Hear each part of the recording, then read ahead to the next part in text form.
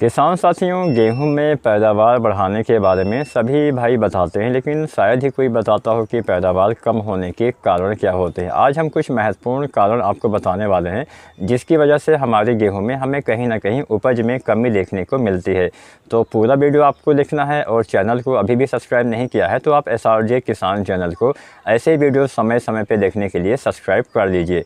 तो यहाँ पर हम कुछ महत्वपूर्ण कारण आपको बताने वाले हैं जो आप अगर ध्यान देते हैं तो कहीं ना कहीं आप गेहूं में बढ़िया पैदावार भी ले पाएंगे। चलिए एक एक करके सभी के बारे में बात करते हैं। लगभग 5 कारण हम यहाँ पे आपको बताएंगे और उनका समाधान भी आपको बताएंगे। तो चलिए वीडियो स्टार्ट करते हैं। जानते हैं पहले कारण के बारे में। पहला और सबसे बड़ा कारण होता है समय से बुआई ना करना, लेट बुआई करना। अगर आप 15 नवंबर के बाद जितना लेट में आप बुआई करेंगे, हर सप्ताह के हिसाब से पैदावार कहीं ना कहीं कम होती चली जाती है। यानी अगर आप पहले समय से बुआई करते हैं तो आपकी पैदावार में ज़्यादा गिरावट नहीं आती है। गेहूं की बुआई जो है 20 अक्टूबर से अगेती गेहूं की बुआई चालू हो जाती है और लगभग हम नवंबर के महीने तक बुआई करते हैं, दिसंबर में भी बुआई करते हैं। लेकिन शुरुआत में बुआई करना नवंबर के महीने शुरुआती हफ्ते में 10 दिन तक 15 दिन तक बुआई करना सबसे अच्छा माना जाता है। 15 नवंबर के बाद आप जितना देर में बुआई करते चले जाएंगे उतना आपको उत्पादन में गिरावट देखने को मिलेगी। इसके अलावा एक बात का ध्यान हम और नहीं देते हैं। मान लीजिए कई बार ऐसा होता है कि हम नवंबर में बुआई नहीं कर पाते हैं, दिसंबर में बुआई करते हैं, यानी पिछेती लेट में बुआई करते हैं। ऐसी कंडीशन में आपको सबसे ज़्यादा ध्यान वैरायटी पे देना चाहिए। अगर आप देर से गेहूं की बुआई करते हैं तो पिछेती बोई जाने वाली किस्में ही लगाएं। अगेती किस्में लगाएंगे या समय से बोई जाने वाली किस्में लगाएंगे तो उत्पादन में आपको कमी देखने को मिल सकती है। तो हमेशा आपको समय के आधार पर वैरायटियों का भी चुनाव करना होता है। जो वैरायटी समय से अच्छा उत्पादन देती है उसको समय से लगाएँ, जो वैरायटी पिछेती अच्छा उत्पादन देती है उसको आप पिछेती लगा के भी बढ़िया पैदावार ले सकते हैं। तो पहला और सबसे बड़ा कारण तो यही होता है समय से बुआई ना करना या बहुत जल्दी बुआई कर देने से भी आपको नुकसान हो सकता है। दूसरा बड़ा कारण होता है असंतुलित उर्वरक का प्रबंधन करना, यानी समय से खादों का प्रयोग ना करना या गलत तरीके से ज़्यादा मात्रा कम मात्रा में खादों का प्रयोग करना, जिससे भी हमें नुकसान उठाना पड़ सकता है। गेहूँ की बुआई के समय DAP लगभग 45 से 55 किलो आपको डालना होता है, यूरिया लगभग आधा बैग और पोटास लगभग आपको 25 से 30 किलो या अधिकतम 35 किलो तक भी आप वैरायटी के आधार पर डाल सकते हैं। वैरायटी के आधार पे हमने इसलिए बोला क्योंकि बहुत सारी गेहूं की वैरायटियाँ ज़्यादा पैदावार देती हैं। अगर ज़्यादा उत्पादन देने वाली वैरायटी है तो उसमें खाद की मात्रा थोड़ा ज़्यादा लगती है। तो जो MOP पोटास 60% वाला आता है 25 से 35 किलो तक, यूरिया लगभग 20-22 किलो और आपको DAP डाई अमोनियम फास्फेट लगभग आपको 45 से 55 किलो, ये 3 खादें गेहूं की बुआई के समय डालना चाहिए। गेहूं में पहला पानी लगाते समय आपको यूरिया डालना है 1 बैग यानी 40-45 किलो। इस यूरिया के साथ आपको जिंक 33% वाली 5 किलो के आसपास या अधिकतम 7 किलो तक।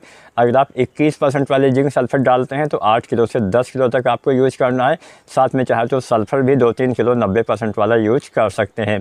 जब आप दूसरा सिंचाई करते हैं लगभग 40-45 दिन पे, उसके बाद फिर से आपको यूरिया 40-45 किलो तक यूज करना होता है। ये सही तरीका होता है। इस बीच में आप माइक्रोन्यूट्रिएंट्स की पूर्ति भी कर सकते हैं। फसल की आवश्यकता के अनुसार कुछ NPK डाल सकते हैं, जैसे NPK 19-19-19। अगर फसल शुरुआती अवस्था में कमज़ोर दिख रही है तो 1 से 1.5 किलो इसका प्रयोग करिए। गबोट अवस्था में 0.34 NPK और बोरोन का यूज करिए। NPK 1 से 1.5 किलो, बोरोन 20% वाला 100 ग्राम। बाली निकलने के बाद NPK 0050 का इस्तेमाल आमतौर पर किया जाता है ताकि दाने का भराव अच्छे से हो सके। तो हमने यहाँ पे समस्त खादों के बारे में आपको बता दिया। इस तरीके से आप खादों का यूज कर सकते हैं। वैरायटी के आधार पे खादें कुछ कम ज़्यादा भी हो सकती हैं और क्षेत्र के आधार पे भी कम ज़्यादा हो सकती है। हमने यहाँ पे औसतन खाद की मात्रा आपको बता दी है।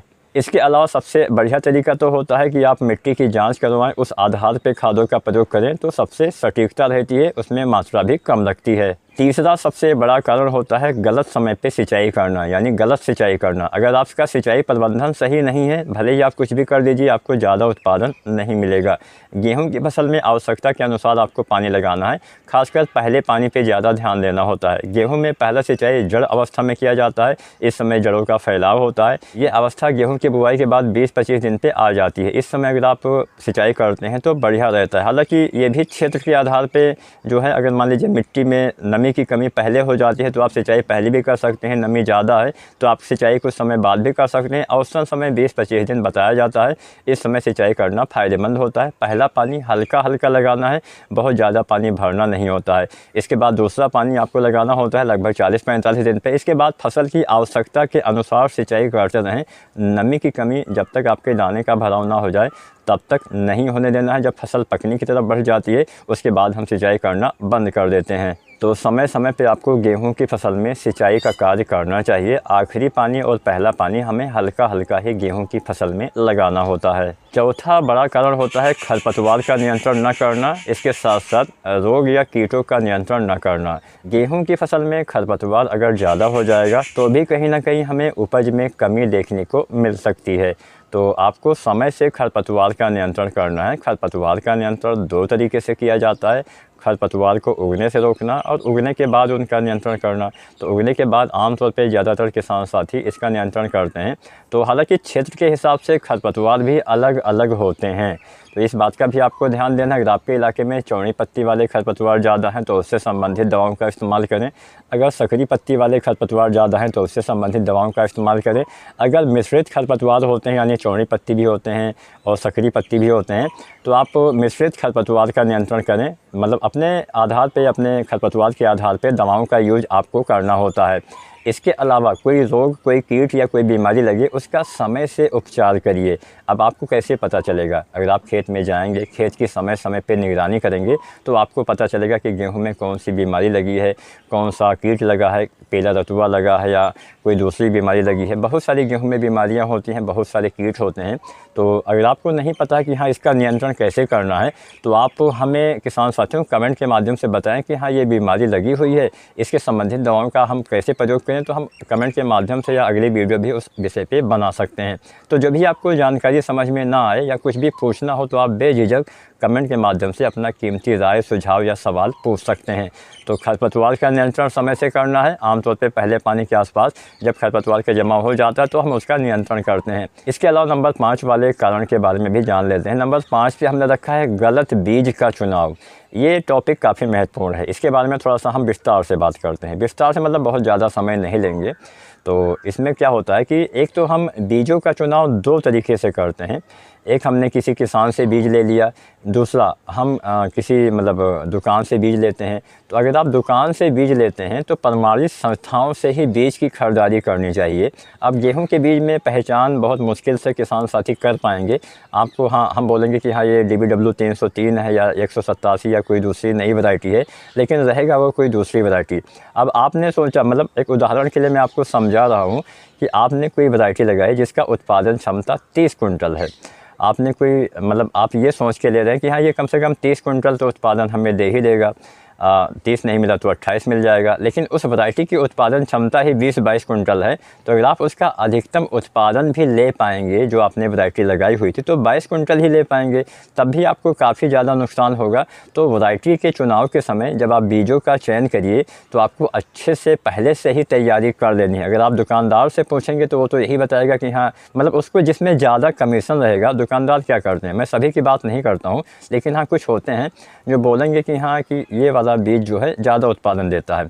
तो आपको भी अपना दिमाग खर्च करना है। आजकल AI का ज़माना है, आप नेट पे सर्च करिए, AI से पूछिए कौन सा वैरायटी कितना उत्पादन देती है अपने क्षेत्र के हिसाब से। एक गलती हम और करते हैं कि हाँ कोई वैरायटी कहीं पे अच्छा उत्पादन देती है उसको हम लगा लेते हैं। अगर आपके क्षेत्र में वो बीज लगाने के लिए योग्य है तभी उसको आपको लगाना चाहिए और ज़्यादा उत्पादन देने वाली नई नई वैरायटियाँ लगाने का प्रयास करिए जिसमें बीमारियाँ, नई वैरायटियों में बीमारियाँ थोड़ा कम आती हैं, उत्पादन क्षमता भी बेहतर होती है। जैसे जैसे किस्में पुरानी होती चली जाती हैं उसमें बीमारी से लड़ने की क्षमता भी कम हो जाती है।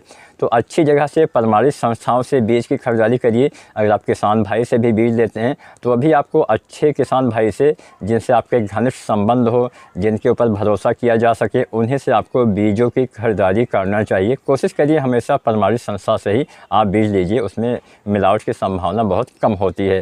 तो अगर आप इन 5 बातों का ध्यान देते हैं, समय से खाद, समय से दवाई, समय से खरपतवार का नियंत्रण, अच्छे बीज का चुनाव, समय से बुआई, समय से सिंचाई, ये सारी चीज़ें करते हैं तो आप भी गेहूं की फसल में ज़्यादा से ज़्यादा उत्पादन ले पाएंगे। आज का मेरा प्रयास आपको कैसा लगा कमेंट करके बताएं, और SRJ किसान चैनल को सब्सक्राइब नहीं किया है तो ऐसे ही वीडियो समय समय पर देखने के लिए चैनल को सब्सक्राइब करें। धन्यवाद।